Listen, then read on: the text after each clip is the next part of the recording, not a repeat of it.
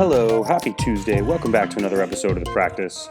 This show is an unrehearsed screen recording of my workflow, mostly in Cinema 4D, but other digital art applications as well. My name's Stuart. I'm a 3D artist, illustrator, designer, animator, and your pal, and I'm excited as always to have you back with me here for another episode this week. As you can probably tell, we're fleshing out some very basic forms for a character here. As you can maybe see from the reference imagery that's coming up here and there, this is going to be Rey from Star Wars. The new movie is set to be released in the next few weeks here, and I'm excited. It's, the new episodes of Star Wars have been really pretty sweet so far, and I'm a huge fan of the whole franchise and thought Rey was a really awesome character. So I wanted to pick her up and do my own rendition of Rey. And it's in a very similar style to the Freddy Krueger horror movie villain animation we did a few weeks back during our Halloween series there.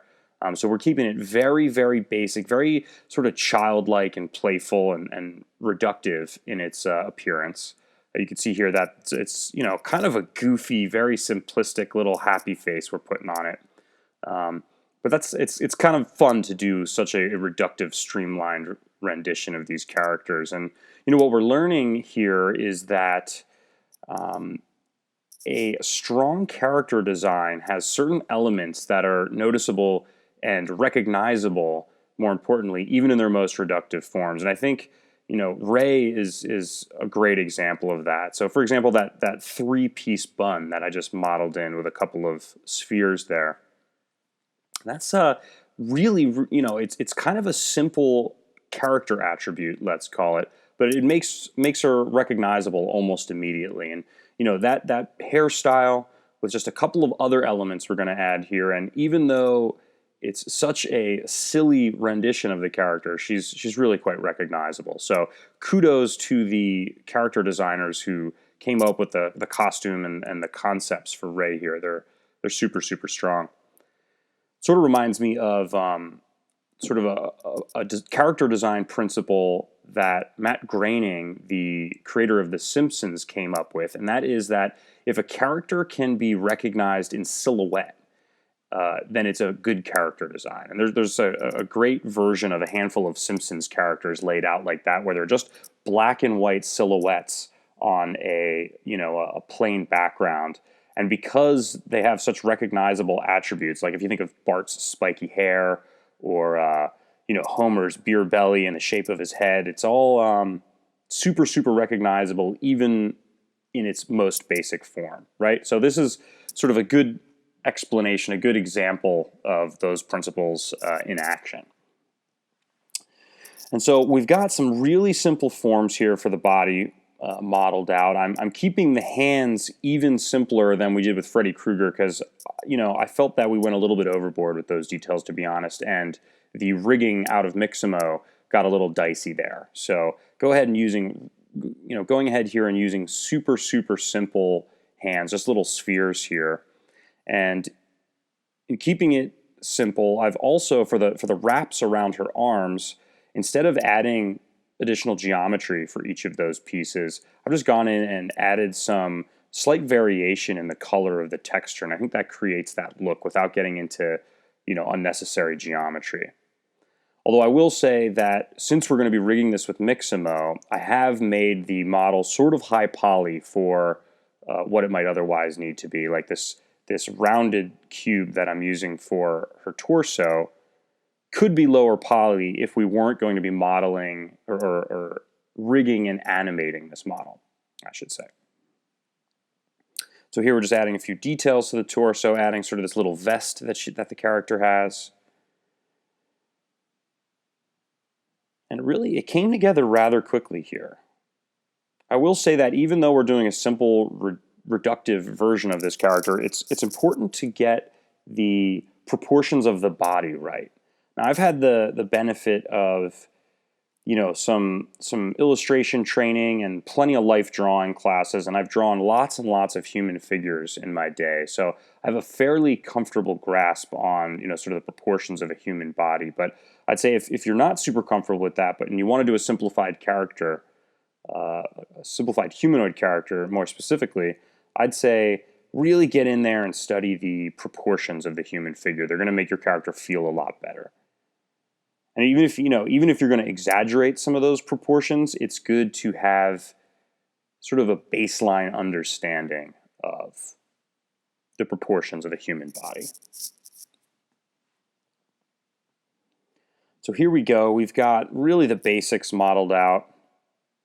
I think fairly soon here we're going to be exporting for Mixamo as an FBX format.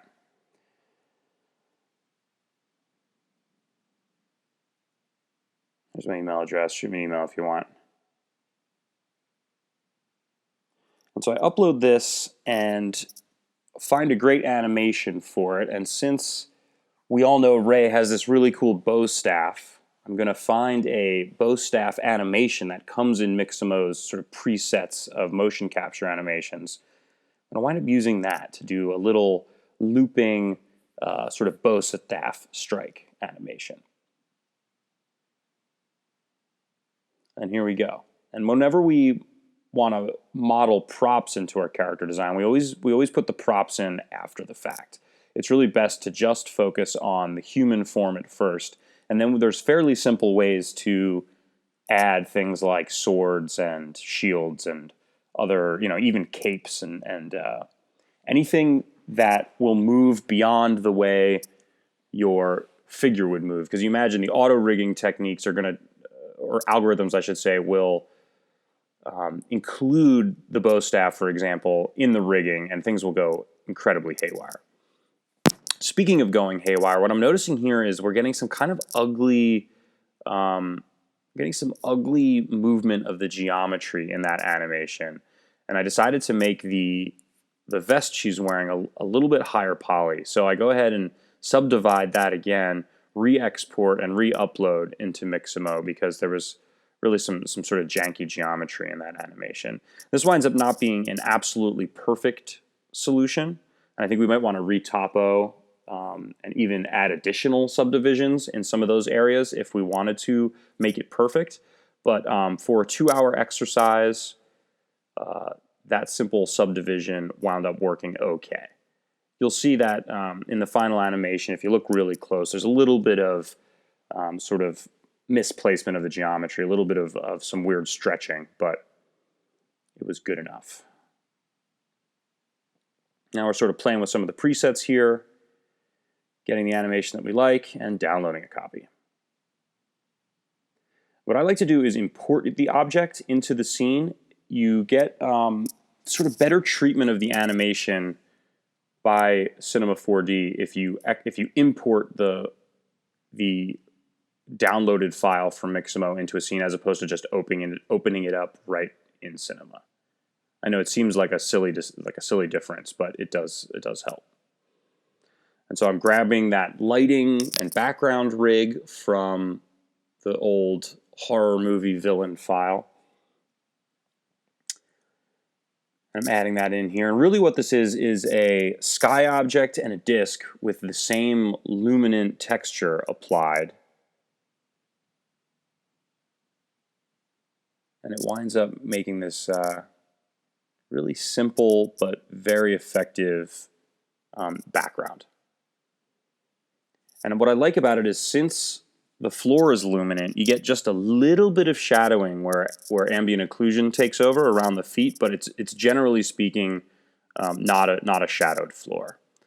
And so what I'm doing here is sort of looking through some reference imagery for the bow staff and making sure we're getting that looking pretty good. And so we're going to just take a cylinder, add a couple of subdivisions across the length of it and some simple caps. And really what I'm going to do here is just add, what we call greebles. I'm not getting into all the tiny little actual details of this bow staff design. What I'm doing is just adding some details so it feels a little more complete and, it feels like a more realistic bow staff than just dropping a simple cylinder in there.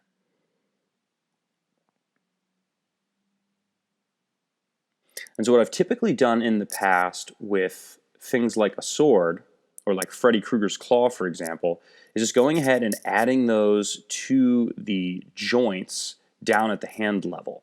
you'll see that I go ahead and get the bow staff in position here, and then I'll drag it down into the hierarchy of the joints themselves.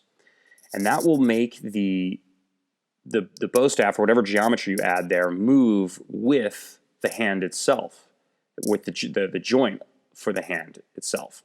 And what I was hoping is, since this was a bow staff animation, that the two hands would realistically stay in position to allow the bow staff to intersect both hands at the same time. And I tried this in both of the hand joints in that hierarchy, and unfortunately neither of them were dead on. So what I wound up doing was moving it to the rear hand, which got the bow staff closest to the front hand in the way this animation looped. And then I went through and just keyframed and made sure that the bow staff angled through the animation in a way where it would stay intersecting with both hands. It's a little bit of a workaround, but it's okay to do this type of thing, in my opinion, because Mixamo saves you just so much time with rigging that if you have to go in after the fact and clean a few things up, it's still a time saver in the long run. Another thing I've done to make this process a little bit easier is I've moved the handle, the little axis tool, to the position of the rear hand. And what that allows me to do is just rotate the position of this bow staff. Now, if I kept the axis in the middle, I would have had to worry about animating. It would have been more complex to animate the position of the bow staff to intersect both hands if it was rotating from a point outside of either one of the hands. That sounds like kind of a weird explanation, but you can imagine that if the rotation point was kept in the middle, that every time I did one of these keyframes, I'd have to make sure that it intersects both of the hands for a realistic look. But what I was able to do by keeping it in position in the rear hand is then ultimately I didn't have to worry about that plane intersecting with the bow staff. I only had to worry about the front hand. And if that doesn't make sense, I'm not sure if I can describe it in a more clear way. I'd say just give it a try one way or the other, and you'll definitely see what I mean.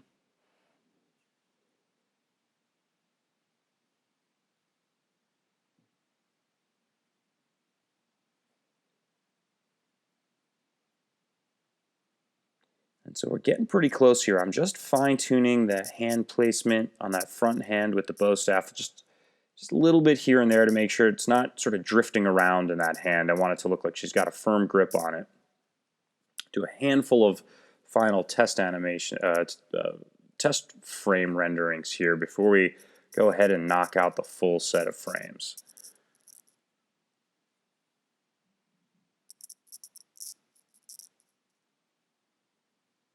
It's starting to feel pretty good. And so here we go, knocking out the final frames. And I have these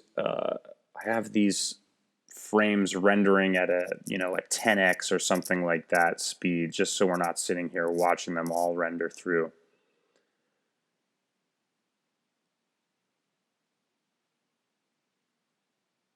And you can see the hand position stays pretty darn good throughout these frames. So I was happy with that.